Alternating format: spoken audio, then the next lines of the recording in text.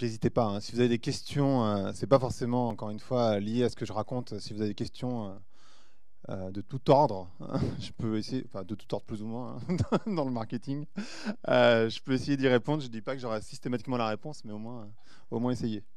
Donc comment on fait pour identifier les freins et pour les supprimer? J'ai envie de vous parler d'une notion que vous connaissez peut-être ou peut-être pas, je sais pas, de friction. Oups.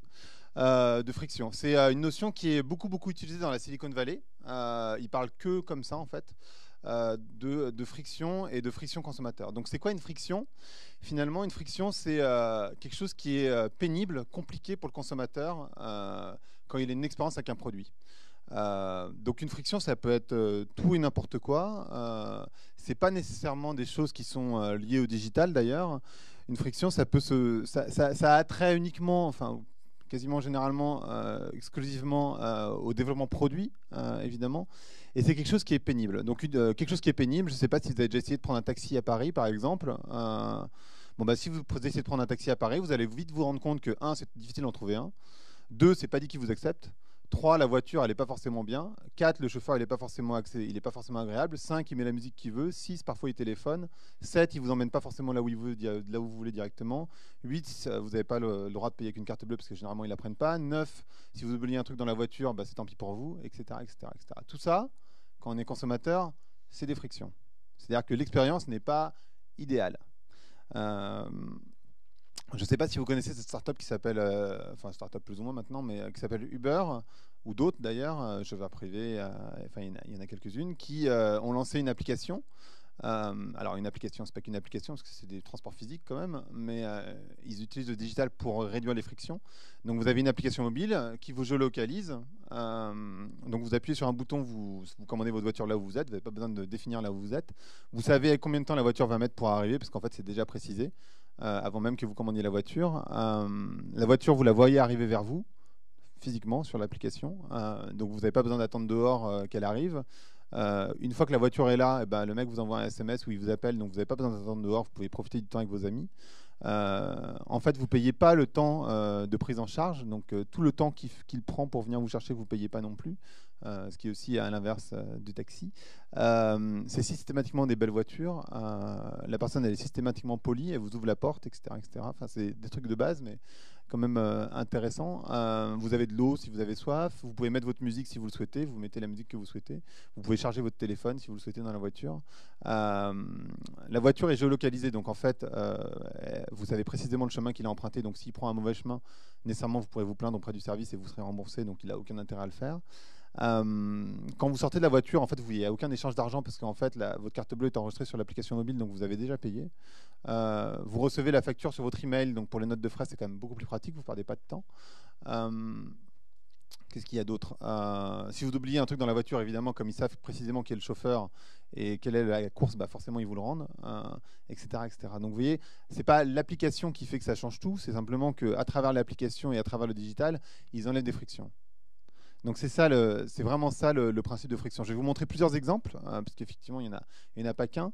Instagram, c'en est un autre. Quand je vous parlais tout à l'heure de promesses de marque, comment on appelle ça? Excusez-moi, c'est le mot qui me revient en anglais à chaque fois, mais de sense of purpose. Donc, hein? Voilà, valeur essence, mais surtout là j'étais sur l'utilité. Au 19e, donc c'est pas quelque chose qui est extrêmement nouveau, hein. Encore une fois, c'est quand je vous dis les bases du marketing, c'est pas forcément des choses qui sont très nouvelles. Quand George Eastman a inventé Kodak, la promesse ou le sens qu'il voulait donner à sa marque, c'était je veux rendre la photo la plus accessible au monde, la plus accessible au plus de monde possible. Bon, ça c'était la promesse de Kodak. C'est quelque chose qui est enfin, beaucoup plus large que de produire des pellicules, évidemment, ou de produire des appareils photo. Et qu'est-ce qui s'est passé en fait? En 75, ils avaient 90% des parts de marché mondial. En 76, ils ont inventé l'appareil photo numérique, donc c'est pas comme si c'était complètement à la rue, hein, c'est pas du tout le cas. Ils ont même embrassé le digital parce qu'ils se sont bien rendus compte qu'il y avait un problème et que ça allait modifier la manière de faire. Mais ils sont allés beaucoup trop loin, c'est-à-dire qu'ils sont allés directement, quand je disais il faut ralentir, eux ils ont accéléré. C'est ce que font beaucoup d'entreprises. Ils ont accéléré et du coup, plutôt que de se dire ben, comment le digital est en train de modifier la vie de mes consommateurs aujourd'hui. Ils sont allés à l'étape d'après, c'est-à-dire qu'ils ont investi dans les sites de partage. Sites de partage photo, comme aujourd'hui peut l'être Facebook ou Flickr, si on pense un petit peu avant. Et c'était trop tôt, en fait.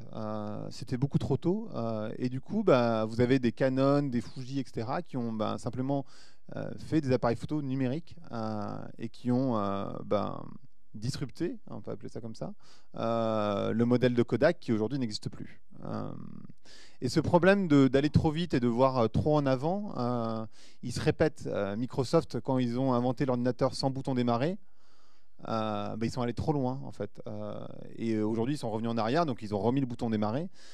Mais on a tendance comme ça à vouloir aller trop vite et à être tellement dans sa problématique que on en oublie les consommateurs. Quand on parle d'être centré consommateur, c'est très tarte à la crème de dire en termes de business, ce qui est important, c'est que vous soyez centré sur les consommateurs. C'est hyper tarte à la crème et malheureusement, je pense que 90% des business sont surtout centrés sur leurs problématiques à eux et beaucoup moins sur les consommateurs. On pense qu'on est centré consommateur, mais en réalité, on ne l'est pas nécessairement. Et quand je parle de friction, et se dire comment on peut supprimer les frictions, c'est ça aussi être centré consommateur. C'est comment je réfléchis à l'expérience que mon consommateur vit et comment j'essaye de lui simplifier la vie à travers le digital, mais pas forcément à travers le digital, d'accord. Je vais vous montrer plusieurs exemples. Je ne sais pas si vous connaissez le Full Bund de Nike. Je vais vous montrer une petite vidéo. J'ai pas pris le son. J'ai pas pris le son. J'ai oublié de prendre le son. Je vais prendre le son avec le micro.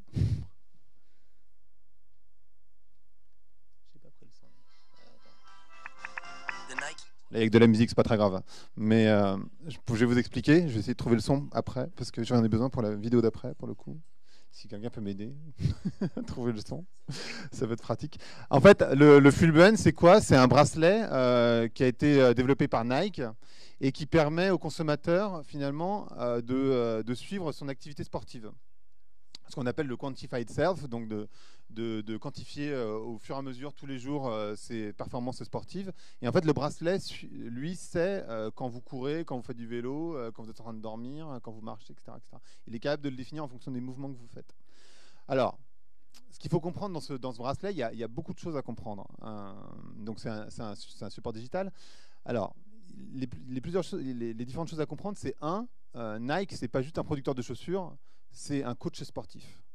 Et à travers ce bracelet, ils vont au bout de leur promesse. C'est-à-dire, on devient coach sportif. On vous accompagne dans la pratique du sport. Et pas juste, on vous donne les moyens de le faire. D'accord? Donc ça, c'est le premier truc à retenir. Le deuxième truc à retenir, c'est que, évidemment, la base de connaissances clients et sur la pratique sportive est énorme. C'est-à-dire que de savoir précisément ce que font les gens, c'est quelque chose qui est extrêmement important et extrêmement qui a énormément de valeur pour Nike. Donc ça, c'est la deuxième chose à retenir, ce qu'on appelle le big data, donc toutes les données consommateurs et ce qu'ils font au quotidien, etc. C'est évidemment essentiel. Toute la problématique après, c'est de savoir l'analyser. Et ça, aujourd'hui, il n'y a pas beaucoup de solutions qui existent, malheureusement. Donc aujourd'hui, la data, on sait la récupérer, on sait la stocker, mais on ne sait pas l'analyser. Mais pas à des échelles aussi grandes, en tout cas. Donc ça, c'est le deuxième truc qui est important. Et le troisième truc qui est extrêmement important à comprendre, c'est qu'en lançant ce bracelet-là, ils sont en train de lancer un écosystème de marque. Alors, c'est quoi un écosystème de marque? Si vous êtes Mac ou si vous êtes Android, vous savez, ou si vous commandez sur Amazon, vous savez ce que c'est qu'un écosystème de marque. C'est-à-dire qu'un écosystème de marque, c'est ce système dans lequel, quand vous achetez un produit, ça fait quand même beaucoup de sens d'acheter les autres d'une même marque. C'est le cas quand vous avez un Mac, c'est quand même plus logique d'avoir un iPhone et puis un iPad, ou quand vous avez un iPhone d'avoir un Mac et puis un iPad, mais c'est le cas aussi avec Android, etc., etc. Et bien là, Nike, alors même si ce n'est pas encore le cas, ça va le devenir, je pense, c'est qu'une fois que vous avez le bracelet, et sous-estimez pas cette tendance du quantified self parce qu'elle est extrêmement importante. Une fois que vous avez le bracelet, c'est quand même plus logique d'avoir des chaussures Nike, d'avoir un pantalon Nike et un t-shirt Nike. Pourquoi? Ce n'est pas le cas aujourd'hui, mais demain, évidemment, tous ces produits-là seront connectés au bracelet. Alors en fait, le bracelet, il va disparaître en réalité parce que le nouvel iPhone et le nouvel Android, ils ont déjà intégré ces capacités-là. Donc le bracelet n'est même plus, c'est un objet physique, mais finalement qui va disparaître. Ça va être complètement intégré dans votre téléphone, donc ça sera une application en réalité. Mais une fois que vous avez cette application, que vous avez le bracelet, les objets vont se connecter au bracelet. nécessairement. Et du coup, ils vont vous donner beaucoup d'informations. Aujourd'hui, le bracelet, il est capable de vous dire, bah, tiens, il est temps de changer vos chaussures parce que vous les avez achetées à telle date. Bon. Et vous avez couru tant de kilomètres surtout, sur un sol, etc. etc. Donc aujourd'hui, le bracelet il est capable de dire ça, mais en fait, demain, il sera capable de dire beaucoup, beaucoup plus. Et la même chose avec le t-shirt et la même chose avec le pantalon. Imaginez, quand on parle d'objets connectés, que, je ne sais pas si vous êtes fan de foot, moi je ne suis pas spécialement fan de foot, mais imaginez que vous puissiez avoir une vision, une visibilité sur le rythme cardiaque, sur l'état de santé du joueur pendant qu'il joue. C'est-à-dire que le joueur, il a un bracelet comme ça, où il a un autre élément sur lui. Et du coup, un t-shirt, ça existe, ça va être présenté à Le Web en décembre. Un t-shirt qui vous donne qui a énormément de capteurs à l'intérieur, qui n'est pas spécialement plus lourd, mais qui a énormément de capteurs et qui vous dit, bah, voilà, son cœur bat à telle vitesse, il a tant de taux d'hydratation, etc., etc. Donc, il vous donne des informations sur le joueur. Et bah, de coup, demain, vous pourriez quasiment définir si le joueur doit sortir ou s'il doit rester sur le terrain en fonction de ces données-là. Et c'est pareil pour vous. Donc toutes ces choses qui peuvent vous paraître hyper lointaines et qui ne le sont pas réellement, parce que les objets connectés, ça a fait 10 ans que ça existe. Aujourd'hui, ça commence à vraiment rentrer dans la réalité. Donc là, je vous ai montré pour Uber, je vous ai montré pour Nike, je vous ai montré d'autres exemples dès que j'ai le son. Je passe au slide d'après, je ne sais pas, j'attends le câble. Je sais pas. Je sais pas si quelqu'un peut me l'emmener, parce que si vous n'avez pas le son, ça va être plus compliqué. Tous ces objets-là, ils existent aujourd'hui et ils sont pas imaginaires. Et malheureusement, alors pour Nike, c'est pas le cas Nike, c'est le super contre-exemple, mais généralement, ces produits-là arrivent pas des industriels. Je ne sais pas si vous avez vu cette boîte qui a sorti un truc qui s'appelle Flower Power.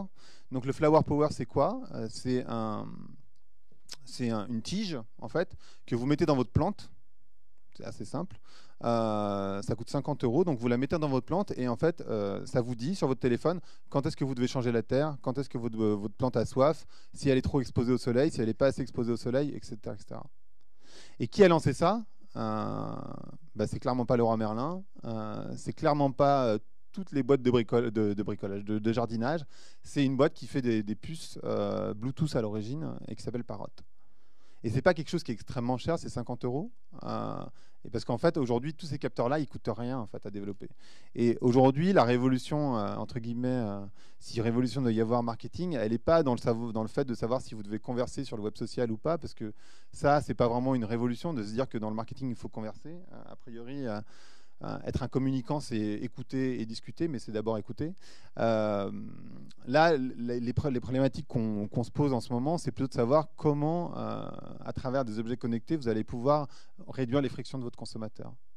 Donc c'est vraiment ça les questions que vous posiez aussi, alors peut-être à différents niveaux, mais si je vous prenais un niveau simple, extrêmement simple, c'est un très vieil exemple d'ailleurs, d'une boulangerie en Angleterre qui avait connecté son four sur Twitter, ce qui fait que les voisins aux alentours savaient quand les pains sortaient du four. Bon. C'est pas extrêmement compliqué, mais par contre c'est extrêmement utile pour tous les consommateurs qui sont autour parce qu'ils savent quand le pain sort du four et du coup ils peuvent avoir les petits pains hyper chauds, hyper frais qui viennent de sortir. Voilà. Ce n'est pas des exemples très compliqués. C'est vous qui prenez peut-être le train entre Rouen et Paris et qui est tout le temps en retard. C'est simplement d'avoir le train qui est connecté à Twitter et puis vous savez quand est-ce qu'il arrive, ce qui fait que ça vous évite de l'attendre pendant 10 ans à la gare. Ça peut être des choses comme ça qui sont aussi simples que ça. Et ça peut être des choses qui sont beaucoup plus compliquées, évidemment. Moi, je disais hier, parce qu'il y avait une énorme manifestation dans Paris, ça m'ennuie que sur Google Maps, par exemple, ce ne soit pas connecté avec la police et que du coup, j'ai essayé de traverser la Seine et en fait, c'était complètement bloqué sur une très grosse distance. Et en fait, je ne pouvais pas parce que Google Maps n'était pas connecté avec les services de police de Paris et que du coup, ils ne modifiaient pas la carte en fonction des manifestations. Alors que moi, en tant que consommateur, ça m'a pris 1 heure pour traverser la Seine, quoi. Et ce qui est énorme en l'occurrence, parce que c'est quand même pas très loin. Et ça m'ennuie. En tant que consommateur, c'est une friction, par exemple. Bon, je vais passer à d'autres exemples, tant pis. Je vais vous prendre un autre exemple qui s'appelle Nest, que vous connaissez peut-être, qui est assez connu, autour des thermostats. Donc, ce n'est pas forcément que sur des choses hyper cool. Là, ce que je vous ai montré, Nike, vous pouvez vous dire, ouais, mais c'est le truc qui est absolument inaccessible. Nest, c'est les thermostats. Ce qui est intéressant, encore une fois, c'est que ce n'est pas un industriel de thermostat qui l'a inventé. C'est la personne qui a inventé l'iPhone et l'iPod. En l'occurrence, c'est pour ça que c'est rond d'ailleurs. Vous reconnaîtrez, pour ceux qui avaient un vieil iPod, vous reconnaîtrez le rond de l'iPod. Et en fait, Nest, c'est pareil. C'est un objet connecté qui réduit les frictions au niveau du thermostat. Je vais vous expliquer pendant que la vidéo tourne. Donc en fait, comment ça marche? L'idée, c'est de se dire que finalement, les thermostats, c'est bien, tout le monde en a, mais c'est extrêmement compliqué en fait. Ça contrôle 50%, j'essaie de traduire en même temps, mais ça contrôle 50% de votre énergie. Et du coup, vous le montez quand il fait chaud, vous baissez quand il fait froid. Mais le truc, c'est qu'aujourd'hui, les thermostats, c'est extrêmement compliqué que du coup, personne n'y touche. Vous le réglez une fois pour toutes et après, c'est fini. Parce qu'aujourd'hui, personne ne sait l'utiliser en fait. C'est 90% des gens qui ne savent pas l'utiliser parmi leurs études. Donc du coup, en partant de ce principe-là, de se dire, bah, ça c'est un élément qui peut vous faire économiser beaucoup d'argent, en dehors du fait que c'est écologique de chauffer un peu moins. Ça peut vous faire économiser beaucoup d'argent, mais aujourd'hui, personne ne sait l'utiliser et personne ne l'utilise. Donc du coup, bah, ils se sont dit, on va lancer un thermostat qui retient ce que vous faites. Donc en l'occurrence, ce thermostat-là, donc il est assez simple à utiliser, vous le tournez simplement pour avoir la température. Et en fait, vous le faites pendant une semaine et le thermostat va retenir ce que vous faites. Donc quand est-ce que vous augmentez le chauffage, quand est-ce que vous le baissez, comment c'est lié au fait que vous allumez les lumières ou pas, est-ce que c'est lié au fait, alors ça peut être lié à une heure, ça peut être lié à votre activité aussi tout simplement, et du coup il va retenir et il va gérer ça tout seul. Il va baisser la température quand vous n'allez pas être là, parce qu'il saura quand vous n'êtes pas là, parce qu'il aura analysé ce que vous faites, et il va augmenter la température quand vous allez rentrer. Évidemment, c'est domotique, donc vous pouvez le faire à distance, ça c'est logique. Mais en fait, ce que vous avez besoin de faire avec ce thermostat-là, c'est le régler pendant une semaine, et après, à moins que vous changiez complètement de mode de vie, après, pour le reste, eh ben, il va s'en occuper tout seul, et il va vous faire économiser de l'argent. Et en fait, on parle de beaucoup d'énergie économisée, en fait. C'est ça qui est intéressant aussi pour les consommateurs. Donc, vous voyez, à travers un produit qui est relativement simple, de la même manière, ils réduisent les frictions et ils font économiser de l'argent. Merci, bah, du coup, c'est c'est gentil. Je suis désolé, c'est ma faute, j'ai pas demandé avant.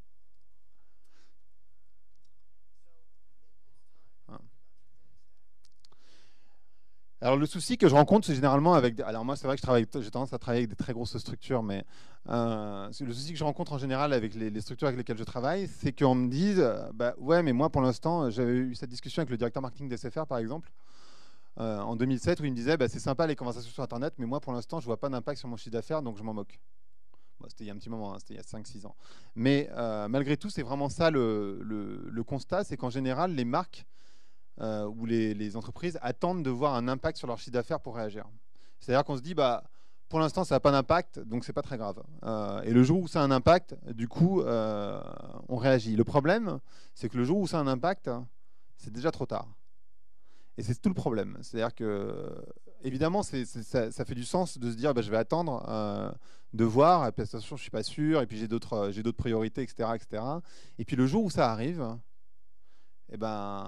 c'est compliqué, c'est trop tard, du coup vous allez vite, vous voulez aller extrêmement vite. Moi je vois beaucoup de marques comme ça qui ont l'impression d'être en retard et qui du coup veulent aller extrêmement vite, veulent créer le buzz, etc. Parfois je fais des recommandations où on me dit bah, ouais c'est sympa ta recommandation, mais enfin c'est quand même basique, quoi. C'est pas waouh. Je sais pas, non, effectivement, c'est pas waouh, mais c'est juste enfin à la base, quoi. Enfin déjà faites ça et puis après on en reparle, parce que si vous faites ça c'est déjà énorme en fait. C'est déjà un grand pas.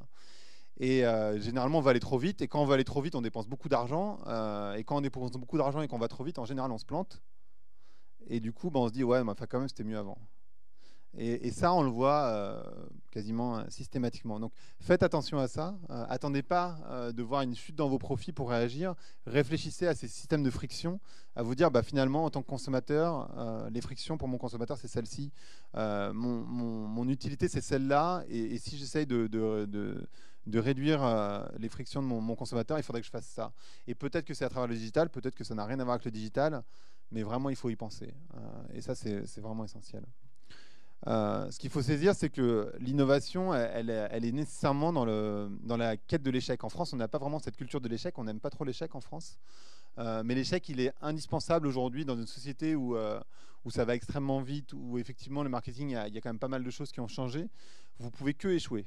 Et c'est pas très grave d'échouer, parce que échouer, c'est apprendre. Alors bien sûr, il faut prévoir un petit peu de budget. Par exemple, Coca-Cola, ils ont prévu 10% de leur budget marketing global, en France en tout cas, sur de l'échec. Enfin, pas sur de l'échec, mais en tout cas sur du test. Donc c'est pas forcément qu'ils vont échouer, mais en tout cas ils testent et puis ils verront bien. Mais ça, et Orange fait la même chose d'ailleurs. Et c'est indispensable, parce que si vous le faites pas, alors des tests à votre niveau, hein, vous n'êtes pas obligé de dépenser des milliers et des cents, c'est pas la question. Mais au moins tester, voir quelle est la réaction, la réactivité. Par exemple, vendre sur Facebook. Moi, Air France, ils ont essayé, ils ont vendu 2 billets d'avion. Voilà. Ça n'a pas marché. Mais par contre, Oasis qui vend des t-shirts et ils les vendent uniquement sur Facebook, et ben là ça marche. Parce que c'est des produits qui sont exclusifs qu'on ne peut pas trouver ailleurs. Donc ça dépend ce que vous faites. Si vous vendez des produits exclusifs, par exemple, quand alors je vous parle de grandes marques, hein, je suis navré, mais quand Yves Saint Laurent a vendu je crois que c'était un mascara, je sais plus si c'était un mascara, je crois que c'était un mascara aux couleurs de Facebook sur Facebook et qu'il était vendu uniquement sur Facebook, bah là ça marche parce que c'est le seul endroit où on peut le trouver. Mais Facebook c'est pas un endroit vraiment où les gens vont acheter a priori. Donc si c'est pour reproduire votre site e-commerce, ça marche pas. Si c'est pour vendre des produits exclusifs, ça marche. Donc là, vous n'avez plus besoin de tester, la réponse on l'a déjà. Mais il y a plein de choses comme ça que vous pouvez tester et c'est important de le faire de temps en temps. Donc l'idée, c'est pas de se dire que vous pouvez ignorer, attendre. Et c'est vrai que bah, du coup, la plupart des gens se disent bah ouais, mais le digital, moi, alors il y a des gens qui disent je suis contre. En particulier, il y a eu cette bataille dont votre président, la présidente de la CCI en tout cas, a parlé de la différence entre le commerce digital et puis ou l'e-commerce et puis les commerces physiques. En vrai, pour le consommateur, la preuve est faite qu'il n'y a pas de c'est pas qu'il n'y a pas de différence, mais il y a pas de rupture. Aujourd'hui, tous les acteurs de l'e-commerce, les gros acteurs de l'e-commerce, hein, je ne parle pas des petites structures, tous les acteurs de l'e-commerce sont morts, quasiment tous. Amazon, ils sont pas morts Amazon, hein, mais ils perdent, je crois que c'est 450 millions de dollars par an. Et en fait, ce qu'il faut comprendre avec l'e-commerce, c'est que même dans les meilleures projections, aujourd'hui, ça représente 5% du business, l'e-commerce. Même dans les meilleures projections, l'e-commerce, ça représentera 20% du business, pas plus. Aujourd'hui, enfin du business dans le sens où je fais une expérience exclusivement digitale et j'achète sur le digital. Dans les meilleures projections, ça représentera 20%. Ça ne veut pas dire qu'il ne faut pas s'y intéresser, hein. Ça veut juste dire que même si vous êtes un énorme acteur dans l'e-commerce, admettons que vous avez 50% du marché de l'e-commerce, qui est déjà énorme, hein, évidemment, bah, vous représentez que 10% de l'ensemble. Par contre, pour un consommateur, il faut que ça soit sans friction. Donc le consommateur, s'il a envie d'acheter en ligne, il doit pouvoir le faire. S'il a envie de se renseigner en ligne et d'acheter dans le magasin, il doit pouvoir le faire. S'il a envie d'acheter en ligne et de venir chercher dans le magasin, il doit pouvoir le faire. Et aujourd'hui, ce qu'on voit, bah, c'est ça, c'est que les consommateurs, alors peut-être que ça peut vous sembler farfelu, mais en tout cas, ils achètent en ligne et ils vont chercher dans le magasin. Je crois que c'est 60-70% des cas où il y a une interaction entre les deux. Donc il n'y a pas d'opposition qui se fait entre digital, pas digital, comme je l'ai dit au tout début, il n'y a pas de on, il n'y a pas de off. Ça, c'est vos problématiques internes. Pour le consommateur, c'est beaucoup, beaucoup plus simple que ça et ça doit être sans friction. Un consommateur, s'il a envie de parler avec une marque ou de faire son service client sur Facebook parce que la marque est présente, bah, la marque doit y répondre. Si c'est sur Twitter, et ben, la marque doit y répondre. Ce n'est pas à la marque de décider les endroits où elle va discuter avec le consommateur. C'est le consommateur qui décide.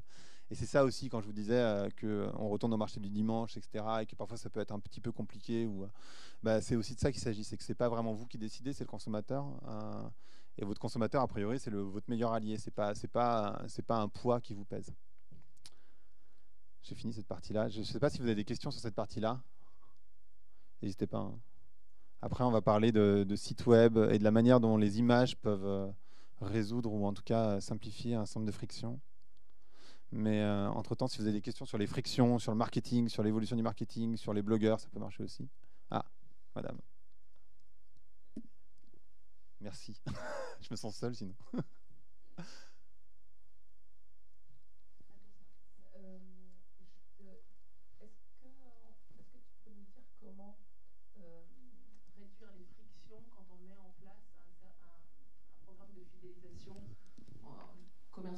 Par exemple pour un commerce physique, il faut qu'il développe son service client et par un service de fidélisation, par envoi d'email, de SMS, etc. Qu'est-ce qui peut faire que le client va adhérer plus facilement au programme et donc venir consommer plus? Bah, en fait, la vision est mauvaise, c'est ça le problème. C'est que, enfin, la vision est mauvaise. Ce qu'il faut comprendre, c'est qu'un consommateur, c'est pas qu'il n'a pas envie de consommer plus avec vous, a priori, pourquoi pas, mais le système de carte de fidélité, de fidélisation, il se construit plus dans la relation que dans un système de promotion. Donc c'est sûr que si vous lui envoyez 50 emails, c'est pas ça qui va faire la différence. Je pense que la meilleure manière de voir les choses, et quand on cherche le ROI du web social, c'est exactement ça qu'il faut, c'est ça aussi ça qu'il faut voir. Faut se projeter dans la vraie vie. Je pense que c'est la manière la plus simple de le faire entre deux choses, entre du ROI financier court terme et du ROI financier long terme. C'est assez valable pour vous tous. Vous avez tous un carnet d'adresses. vous savez la valeur qu'il a, parce que c'est quelque chose que vous avez construit sur le temps. Alors, à part pour les plus jeunes, forcément, vous avez un carnet d'adresses qui est moins développé. Ce carnet d'adresses-là, pardon, il a une valeur énorme. C'est sans doute le truc qui a le plus de valeur pour vous. Et le truc, c'est que ça a pris du temps à le construire. Pourquoi ça a pris du temps? Parce que c'est de la relation que vous avez tissée au fur et à mesure avec les gens. Si demain, même si ce soir, je vous dis, je fais une super soirée sur un rooftop, ça va être génial, je vous invite tous, vous allez peut-être venir, c'est pas pour ça que vous serez mes amis. Et ça, c'est une vraie différence qu'il faut faire, c'est que ces systèmes de concours, etc., c'est hyper bien, et l'exemple juste avant, c'est hyper intéressant, je ne dis pas qu'il ne faut pas le faire, c'est juste que c'est deux objectifs qui sont différents. Et quand on parle de fidélité et de fidélisation, c'est surtout du service rendu à la personne et de la relation à la personne. C'est vraiment ça qui va faire la différence, plus que de savoir si vous allez lui envoyer 5 emails par semaine, ou 4 emails, ou 3 emails, ou si vous allez mettre des promos, pas des promos, etc. Parce qu'aujourd'hui, la fidélisation, je crois qu'elle se fait plus dans un rapport relativement humain. Après, ça peut dépendre de la taille de la structure, évidemment, mais dans un rapport qui est relativement humain, plus que dans le système de promotion que vous allez créer. Même, par exemple, si on prend l'exemple de vente privée qui est quand même très au taquet sur les promos, c'est leur métier. Leur système, ce qui est intéressant avec eux, c'est qu'ils sont pas... Alors, ils ont cette phrase... Alors, si je la traduis, ça fait on n'est pas dans la surpromesse que font généralement les gens, on est dans la surlivraison, over delivery. Je sais pas comment le traduire. Vente privée, même s'ils sont dans un système de promotion très fort, ils ont effectivement une promesse qui est assez faible puisqu'ils ne livrent pas avant 14 jours. Parce que tout simplement, ils ne gèrent pas les stocks. C'est pour ça aussi qu'ils vivent par rapport aux autres prestataires e-commerce, enfin pur e-commerce. Et encore qu'eux aussi vont dans le vrai commerce, c'est-à-dire qu'ils ont acheté des startups dernièrement pour aller dans le commerce réel. Mais par contre, ils ont un service client qui est irréprochable. C'est-à-dire qu'ils ne veulent strictement aucune insatisfaction client. Donc dès qu'il y a un client qui est insatisfait, quelle que soit la raison de l'insatisfaction, ils vont le gérer. Et ils vont répondre de manière positive aux consommateurs. Parce qu'ils veulent pas... et eux, la fidélité, elle se gère comme ça. C'est-à-dire que d'un côté, vous avez les promotions, mais de l'autre côté, vous avez aussi le service. Et vous n'avez pas forcément la promesse de livrer en 1 jour ou 2 jours, mais vous avez la promesse que vous avez signée à la base, c'est-à-dire 14 jours au minimum. Et peut-être que ça sera moins, peut-être que ce sera plus. Mais ils ne sont pas dans cette surpromesse. Par contre, ils sont dans un service de qualité. Et je pense que c'est ça qui fait la différence.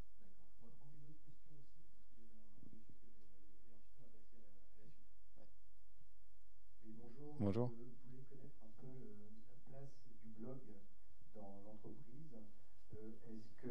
C'est un outil valable pour une entreprise. Comment il se place? Est-ce que c'est pas ringard? Est-ce que le blog est un intermédiaire entre l'entreprise et les réseaux sociaux? Est-ce qu'il peut y avoir un pont entre le blog et les réseaux sociaux? Alors, non, c'est pas ringard. J'espère pas, sinon je suis ringard aussi. Mais non, c'est pas ringard, c'est un outil. En fait, ce qu'il faut voir, c'est que le blog, c'est qu'un outil, donc pourquoi pas. Un blog, ça peut servir à plein de choses, mais ça sert à exprimer généralement un peu de manière longue votre point de vue, votre vie, la vie de l'intérieur de l'entreprise. Enfin, il y a plein de manières de l'envisager, et c'est bon pour le référencement naturel, etc., etc. Donc dans ce sens-là, ça s'oppose en rien et c'est pas ringard et c'est utile et ça s'inscrit dans la stratégie globale de l'entreprise. Donc ça s'inscrit pas comme un pont entre le web social et la marque, ça s'inscrit juste comme un outil. Et quand je disais tout à l'heure, il faut définir pourquoi. Faut définir pourquoi un blog et en quoi c'est complémentaire de Facebook et en quoi c'est complémentaire de Twitter si jamais vous êtes sur ces réseaux-là. Donc c'est juste que ça doit s'inscrire dans la stratégie globale. Donc après, j'ai pas une bonne réponse de dire non, pas du tout, oui, absolument.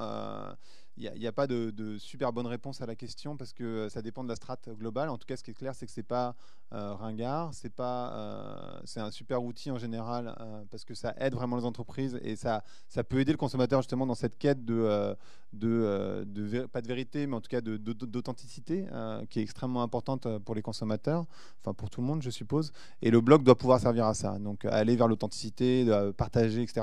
Par contre, ce qu'il faut savoir, c'est qu'un blog, ça prend énormément de temps.